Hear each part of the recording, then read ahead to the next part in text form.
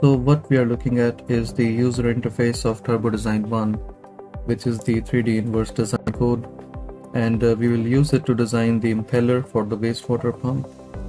So for the baseline design, I have opened the impeller input file that was exported from the mainline code TDPre, and then as you can see, all these specifications here like the flow rate, RPM, etc. have already been filled in from the TDPre file. And we can also see the meridional shape, which again comes from the mainline code along with this 2D grid, which is automatically created and can be adjusted using these options here. And the solver is actually a 3D code, and even though we don't have a numerical grid in the pitchwise direction, it solves the equations using discrete Fourier transforms, and that's why the code is very fast and is numerically quite efficient.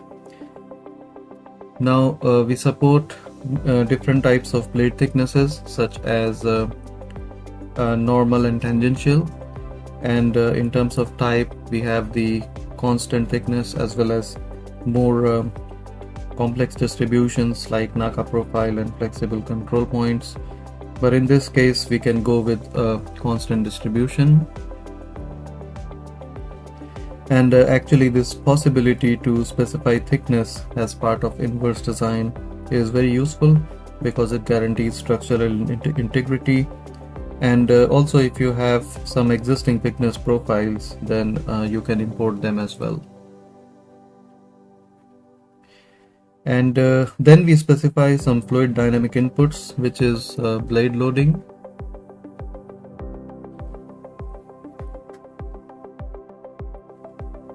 And this is the most important parameter for the inverse design method.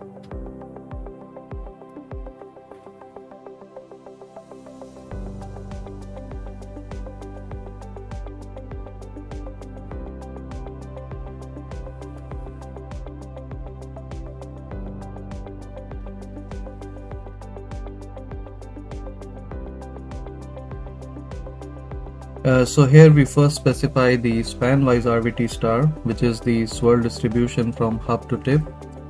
So 0 span-wise location is hub and 1 is the tip.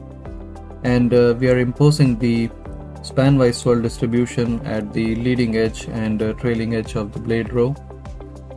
And the distribution is free vortex. And so there is 0 swirl at the inlet, meaning a purely axial flow, and a constant value from hub to shroud at the outlet. And if you recall the Euler turbomachinery equation, the difference in RVT star between the inlet and exit gives you the specific work of the blade row. And this is important because it means that every design coming out of TD1 respects your required duty point.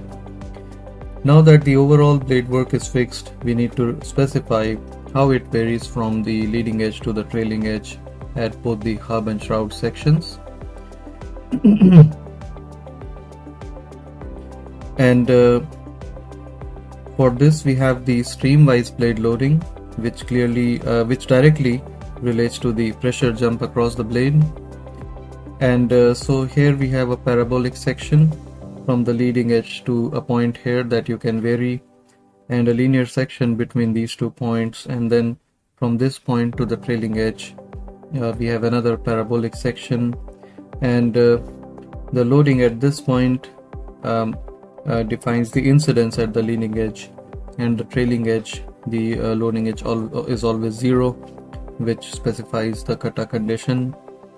And so with these 4 settings you can easily parameterize the 3D blade loading for manual adjustments or for automatic optimization. Now of course the present distribution is uploaded, but you can easily make it forloaded like this. And then you can also add like a third section at the midspan for better control over the entire blade. And now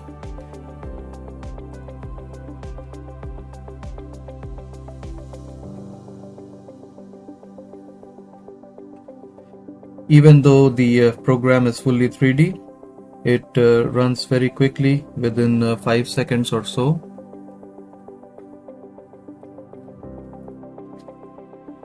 And it gives you the blade geometry and also quite an accurate inviscid flow information.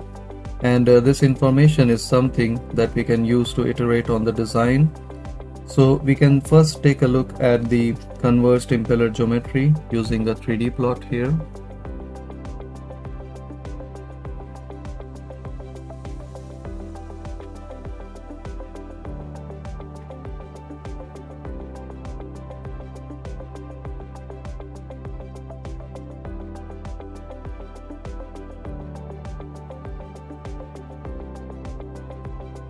And then we can create 2D plots of, let's say, surface pressure at the hub and shroud.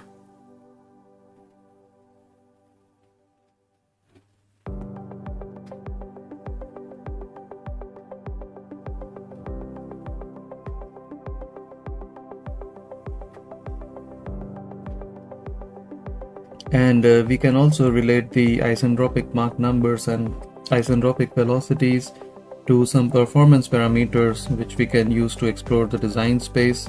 And you can see these performance parameters here in the project manager window.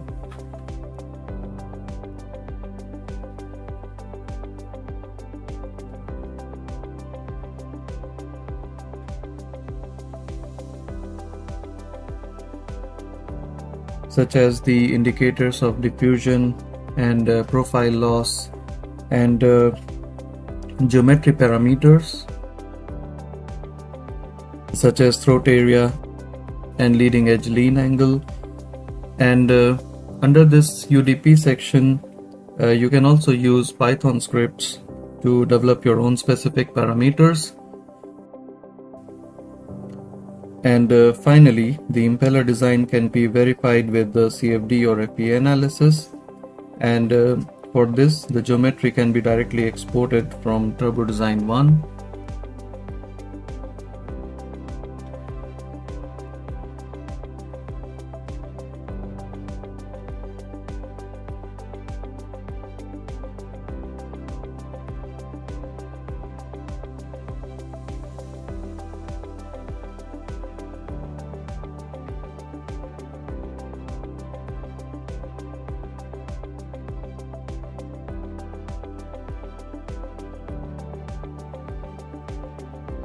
To different format files that are needed for mesh generation, such as Turbo Design or Turbo Design curve files or step files for ANSYS Mechanical.